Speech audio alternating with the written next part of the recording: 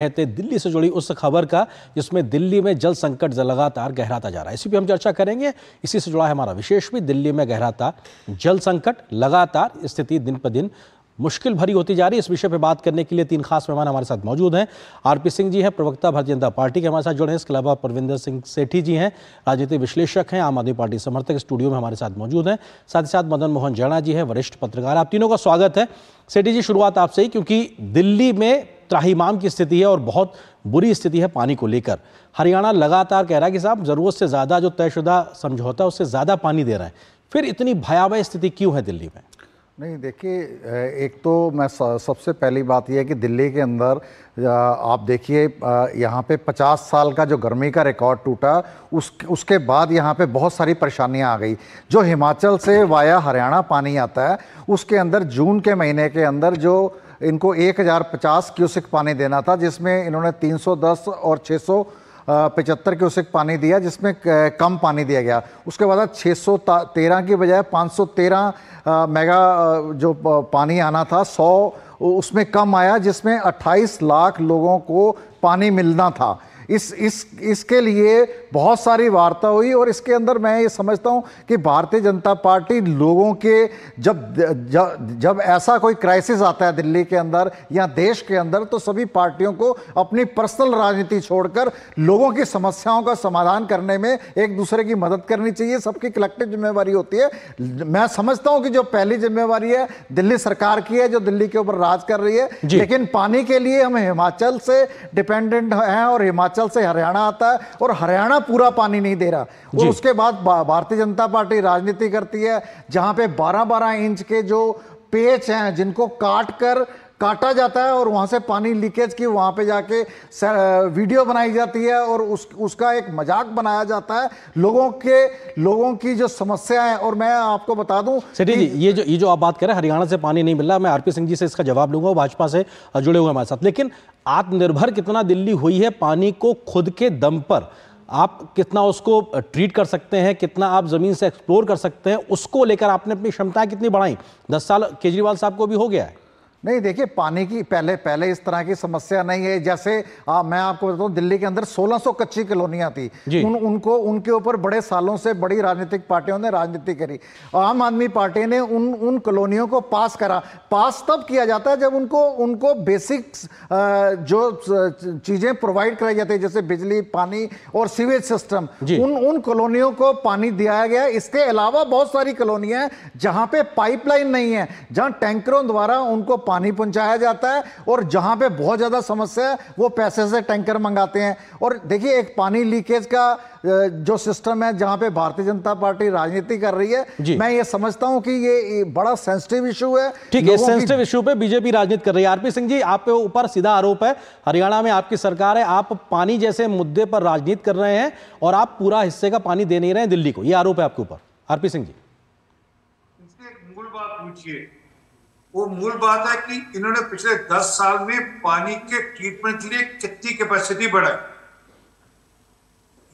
ये तो गाना गाएंगे कि पानी की शॉर्टेज है, पानी दिक्कत है, उसका भी उत्तर दे देता हूं। परंतु क्या दिल्ली के अंदर आज 1000 MGD से ज्यादा पानी के ट्रीटमेंट की कैपेसिटी है? दिल्ली के पानी की जरूरत है 1300 MGD, इनकी कैपेसिटी है कुल 1000 MGD। अगर ये अपनी कैपेसिटी ही नहीं बढ़ाएंगे ट्रीटमेंट के लिए, तो कैसे अपेक्षा करेंगे कि लोगों तक पीने का पानी पहुंचा पाएंगे? पहली बात। दूसरी बात, जितना पानी हिमाचल रिलीज करता है, एग्जैक्टली पूरा का पूरा पानी हरियाणा इनको भेज देता है। एक पॉइंट भी पानी इनके हरियाणा अपने पास रखता नहीं था। तीसरी बात, इनसे ये पूछिए कि ये जो दिल्ली में 52% पानी का लॉस है, लॉस मतलब ये नहीं कि कोई चोरी हो रही है, तो चोरी कराई जाती है अलग बात है, परंतु वो जो पानी के प्रोसेस में लॉस है उसका क्या? और एक बात और पूछ लीजिए कि 600 करोड़ रुपए मुनाफे की कंपनी थी जब इनको सरकार मिली थी। आज 7300 करोड़ रुपया घाटे की जल बोर्ड कैसे हो गया? वो कंपनी 73,000 करोड़ रुपए की घाटे की कंपनी कैसे होगी? इन्होंने पिछली बार अपनी कंपनी का ऑडिट कब कराया था, ये भी पूछ लीजिए, कितने साल पहले कराया था? कंपनी की बैलेंस शीट दिखा दीजिए, पिछले 5 साल की कंपनी की बैलेंस शीट बनी हो जल बोर्ड की तो दिखा दीजिए। तो क्या है कि काम हुआ नहीं। और ये जो कह रहे हैं कि पानी की लाइनें खींच, अगर पानी की लाइनें खींच दी होती तो जो दृश्य आज यहाँ पर टैंकर का हो रहा है, टैंकर माफिया के साथ, वो होता नहीं। और एक बात इनको याद दिलाना चाहता हूँ, ये कहकर आए थे कि हम दिल्ली के अंदर वाटर टैंकर माफिया को तहस नहस कर देंगे। Sheila Dikshit water tanker mafia के साथ मिली हुई है, उनके साथ मिलकर वह पैसे कमाती है। आज इनके खुद के विधायक पकड़े जाते हैं, मुकदमे चल रहे हैं जो कि वाटर टैंकर माफिया के साथ मिले हुए हैं। और क्या एक भी वाटर टैंकर माफिया बंद हुआ? क्या मैं एक लिस्ट भेज दूंगा, जरा इनसे पूछिए क्या ये वाटर टैंकर जो कंपनीज हैं इनके नेता लोग नहीं चला रहे क्या? तो क्या कि इन्होंने धंधा बना लिया, दिल्ली में पानी को लेकर धंधा बना लिया। दिल्ली की जनता को ये कह दिया कि पानी माफ, और पानी माफ के नाम पर इन्होंने धंधा बना लिया। आज मेरा चैलेंज है, मेरा 1 सेकंड और दीजिए, 1 सेकंड और मेरा चैलेंज स्वीकार करिए, किसी झुग्गी बस्ती में चले जाइए, किसी भी दिल्ली के अंदर, वो गरीब से गरीब आदमी बेचारा 40 रुपए की आजकल गर्मी में पानी की बोतल खरीद कर पीता है। और यहाँ पर किसी के अच्छी कॉलोनी में कहीं पे नल से पानी आता है तो उनको अपने घर पर एक वाटर प्योरीफायर लगाना पड़ता है जी। तो जिसकी एवरेज कॉस्ट 5 से 6 हजार रुपए साल की वो पे करता है सिर्फ साफ पानी पीने के लिए। तो ये है, और ये है स्थिति, जबकि भारत सरकार पूरी तरह इनके हर प्रयोग को सपोर्ट करने को तैयार है, जिसमें नल से जल हर घर तक नल से साफ पानी जाए, उसका हम सपोर्ट करने को तैयार हैं। लेकिन वो लगातार कह रहे हैं कि आप सरकार, आप या मतलब बीजेपी की जो सरकार है वो मदद नहीं कर रहे। मैं आता हूं आपके पास में, मदन मोहन जी हमारे साथ वरिष्ठ पत्रकार जुड़े। मदन जी, आपको लगता है कि दिल्ली में पानी पे सियासत हो रही है या सच में एक गंभीर प्रयास भी दिखाई पड़ रहा है राजनीतिक दलों की ओर से? क्योंकि बीजेपी अपना हरियाणा की तरफ से दावा कि साहब हम जरूरत से ज्यादा पानी दे रहे हैं, दिल्ली कह रहा है कि साहब हमें जरूरत है पानी मिल नहीं पा रहा है, लेकिन त्राहिमाम तो दिखाई पड़ रहा है जनता का दिल्ली की सड़कों पे।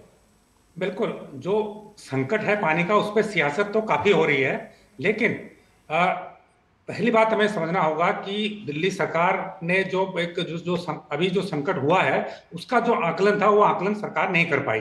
मुझे लगता है कि सरकार को जिस प्रकार से गर्मी तेजी से बढ़ रही थी, इस बार अप्रैल मई से गर्मी बहुत तेजी से बढ़नी शुरू हुई थी, सरकार को इस बात का आकलन करना चाहिए था कि आगे क्या स्थितियां, किस प्रकार की प्रॉब्लम पानी को लेकर हो सकती है। जहां तक हिमाचल से पानी की बात है या हरियाणा से पानी छोड़ने की बात है, देखिए गर्मी सभी जगह है और ये भी सच्चाई है कि जब गर्मी पड़ती है तो पानी, नदियों में पानी कम हो जाता है, तो निश्चित रूप से पानी पीछे से ही कम हुआ होगा। और ये भी संभव नहीं है कि हरियाणा ने उस पानी को कहीं बक्से में बंद कर दिया हो, ऐसा भी नहीं है। जो पानी उपलब्ध होगा, जितना पानी अपने इस्तेमाल के बाद उनकी जरूरत से ज्यादा होगा, वो पानी दिल्ली को आ रहा होगा। ये भी बात सही है कि दिल्ली में पानी कम आ रहा है, लेकिन इन सब समस्याओं का समाधान ये नहीं है कि दिल्ली हरियाणा पर आरोप लगाए, हरियाणा दिल्ली पे जिम्मेदारी थोपे। इसका सबसे बेहतर तरीका यह है कि दिल्ली सरकार को भी ये प्लानिंग करनी चाहिए कि क्या हम पानी के मामले में कुछ हद तक दूसरे राज्यों पर से अपनी निर्भरता को कम कर सकते हैं। अगर कर सकते हैं तो कैसे कम कर सकते हैं? जैसे अभी आप ही ने जो आंकड़े दिखाए उसमें दिल्ली की जो भूजल पर निर्भरता है वो 9% है, इसको और बढ़ाया जा सकता है, लेकिन ये तभी बढ़ाया जा सकता है जब आप भूजल रिचार्ज के लिए अच्छे इंतजाम कर सकें। जब बारिश होती है उस समय आपके पास अगर भूजल को रिचार्ज करने के लिए बेहतर व्यवस्थाएं हैं तो आपका भूजल लेवल ऊपर जाएगा, तो उसका आप ज्यादा इस्तेमाल कर सकते हैं। इसके लिए बहुत सारे नियामकों की जरूरत होती है, लेकिन एक ऑप्शन ये रहता है, उसको आप लगातार भूजल को रिचार्ज करते रहे और उससे पानी का दोहन करते रहे, एक ऑप्शन ही है। दूसरा, इसके अलावा जैसे दिल्ली में हमने ये भी देखा है कि टैंकर माफिया बहुत ज्यादा एक्टिव है। इसके अलावा जो पानी की लाइनें हैं कई बार टूटी फूटी रहती हैं। इसके अलावा पानी का मिसयूज बहुत सारे लोग करते हैं। तो उसको अगर पानी की किफायत को बेहतर कर दिया जाए, पानी के इस्तेमाल को किफायती कर दिया जाए, उस पर एक तर्कसंगत शुल्क भी लोगों पे लगे कि भाई आप, ताकि लोग पानी बर्बाद न करें। अगर मुझे लगता है कि मेरे घर में फ्री में पानी आ रहा है तो मैं उसको जरूरत से ज्यादा इस्तेमाल करूंगा, उसका मिसयूज भी करूंगा। तो मुझे लगता है कि पानी की किफायत पर भी अगर ध्यान दिया जाए तो इस भी काफी हद तक समाधान की ओर आगे बढ़ा जा सकता है। जी, कुछ न कुछ एक बेहतर रास्ता निकाल सकते हैं। बिल्कुल सेठी जी, क्योंकि सवाल देखिए यही है, क्योंकि आप आम आदमी पार्टी राष्ट्रीय पार्टी बन गई है, ऐसे में दिल्ली मॉडल को आपको देश भर में और आगे ले जाने की जरूरत है राजनीतिक तौर पे अपने आप को विस्तार करने के लिए। लेकिन दिल्ली का ये मॉडल जिसमें आपके ऊपर आरपी सिंह जी सीधा आरोप लगा रहे हैं कि आप टैंकर माफिया के विरुद्ध शीला दीक्षित की सरकार के खिलाफ खड़े हुए थे, आज उन्हीं के साथ खड़े नजर आ रहे हैं, तो ये एक मॉडल तो नहीं हो सकता जो इस वक्त दिल्ली में दिखाई पड़ रहा है। नहीं बिल्कुल। देखिए मैं जो बेसिक बात ये है, जो समस्या आ रही है मई जून के महीने में, जो समस्या आती है पानी की वो ज़्यादा आती है। जो अभी 50 साल का गर्मी का रिकॉर्ड टूटा है और हम निर्भर हैं हरियाणा से जो पानी आता है। जितनी हमारी कैपेसिटी है कम से कम हमें उतना पानी तो दिया जाए।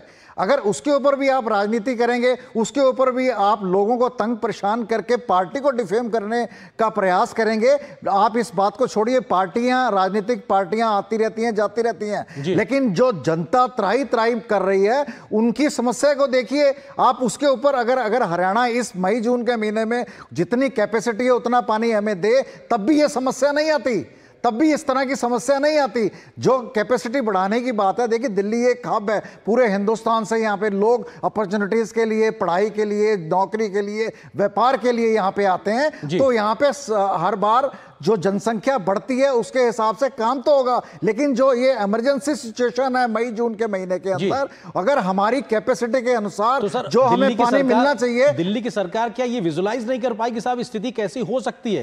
ये एज्यूम क्यों नहीं कर पाई? मैं आ रहा हूं आपके पास में आरपी सिंह जी, क्योंकि ये आरोप लगा रहे हैं अभी भी हरियाणा जरूरत के हिसाब से पानी नहीं दे रहा। अगर मुसीबत का वक्त है, बड़ा दिल दिखाना चाहिए। आरपी सिंह जी, देखिए हरियाणा अपनी जो कैपेसिटी है, जो इनकी रिक्वायरमेंट है, जो इनकी कमिटमेंट है, उससे 17% फालतू पानी दे रहे हैं। पर ये नहीं बताने के बाद कि जो 52% पानी का लॉस हो रहा है, ये टैंकर माफिया के साथ, मैं नाम दे रहा हूँ, प्रकाश जागवाल इनका विधायक थे दिल्ली में, वो उनके खिलाफ मुकदमे चले सारे मामले को लेकर। तो असल में क्या है कि सॉरी, ये मूल बात नहीं कर रहे कि पानी का जो लॉस है वो कैसे रोकेंगे।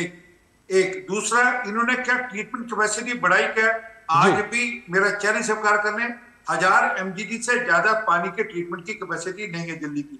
दिल्ली के अंदर आज रिक्वायरमेंट है 1298 MGD पानी की, तो पानी ट्रीट ही नहीं हो पाएगा। तो पानी ट्रीट हो तो आगे जाएगा नहीं। वो आप दिल्ली के जो नलकों में आज गंदा पानी आता है, जो बदबू वाला पानी आता है, जो ऐसा पानी आता है जो आदमी ना पी सकता ना नहा सकता, उसका कारण यही है क्योंकि इन्होंने ना पाइप की लाइन डाली, ना कोई कनेक्शन का काम किया, ना नीचे नेटवर्क खड़ा किया। एक सेकंड नोट दीजिए। जी अभी तो पानी की शॉर्टेज की बात है, मेरी बात नोट कर लीजिएगा। आज से 1 महीने बाद जब बारिश होगी, दिल्ली में 155 जगह पानी भर जाएगा, 155। तब भी ये क्या करेंगे? तब भी ये आरोप लगाएंगे किसी और पर कि नहीं हमारे कारण से नहीं पानी भरा, ये पानी तो इसकी गलती है, उसकी गलती है। 155 जगह पानी भर, उसके 2 महीने बाद दिल्ली में पोल्यूशन होगा, फिर कहेंगे नहीं ये तो हरियाणा ने पोजीशन कर दिया। ठीक बात है, लेकिन ये आरपी सिंह जी, लेकिन ये राजनीतिक आरोप प्रत्यारोप के बीच में दिल्ली की जनता ने अगर राज्य में आम आदमी पार्टी को चुना है तो केंद्र के लिहाज से बीजेपी को भी चुना, उसको कहीं राहत चाहिए। इस राजनीतिक आरोप प्रत्यारोप के बीच में समाधान कैसे निकलेगा, ये अपने आप में गंभीर सवाल। फिलहाल वक्त इतनी अनुमति दे रहा।